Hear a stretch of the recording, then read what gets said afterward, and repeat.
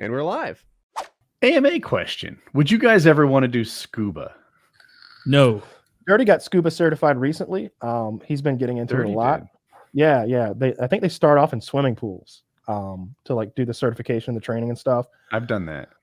Yeah, I could see myself doing it. I don't have like a real interest in it. I tell you what I would want to do though, more than that, is spear fishing. And I think you use mostly snorkel for that and sort of free dive down. And use like a spear gun. That's at least that's the kind that interests me. That I've seen that done, and that I have some interest in that. But the not Sailing enough. Vagabond couple legit use spear gun to find dinner. Like it's like okay, like that's their method of fishing. The question they wanted me to answer in particular, according to the question. Anyway, would I be interested in scuba, and who's my ideal dive buddy? My problem with scuba is I don't live near the good places to scuba, right? Like I think you want to be in some place with clear water, maybe some corals, and that means that I have to get on a flight every time I do it. It doesn't work. Like paramotoring from my yard works. Scuba from my airport doesn't. But whenever I get into a hobby, I have this like conquest mentality around it.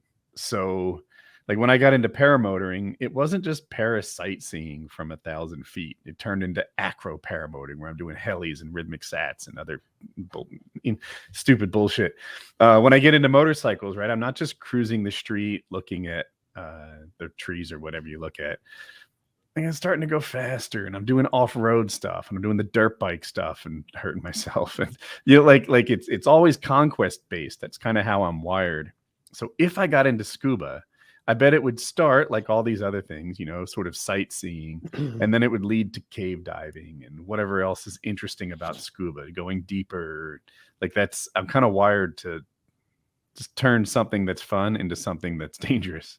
Yeah. Oh, and I saw a thing about free diving the other day, which that seems terrifying. Which is a bit of an oxymoron, because when I thought of free diving, the word free implicates to me that you swim down, but no, you use like this mechanism that pulls you down to like record-setting depths, and then inflates a big like balloon and like pulls you back up.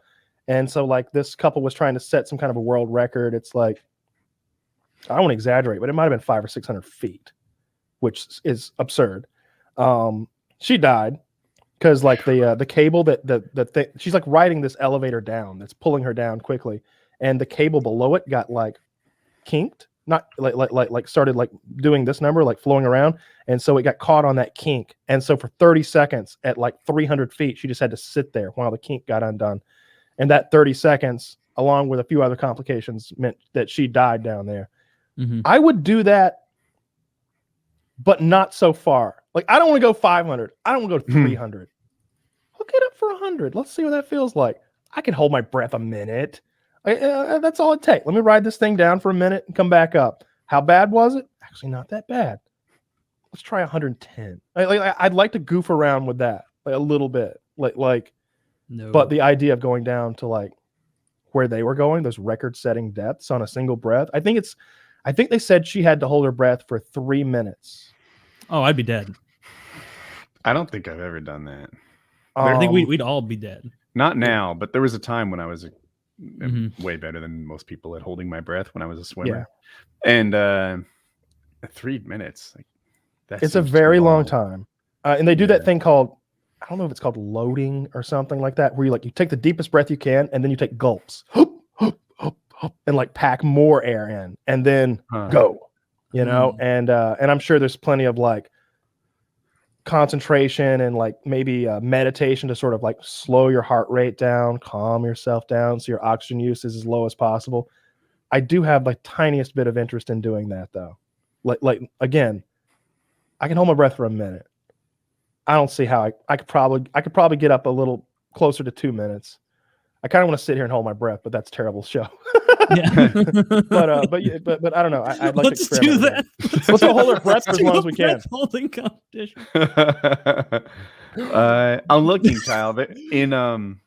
So I was surprised by your description of freediving and what it is, dude. There are like, I'm estimating 20 different categories of competitive apnea, is what they call it. Am I getting that right? And yeah, competitive apnea, where they just hold their breath and do crazy stuff. And so there is one like where you describe where you just use literally no equipment and go down and back. That's one. You can do it with and without fins, you know. So anyway, that's Makes how they sense, divide yeah. it. I would like never want everything to else. go scuba diving. It's being that You are far so down. risk averse. I can't even like get my with head the around ocean. it. With the ocean in particular, I don't. It spooks me.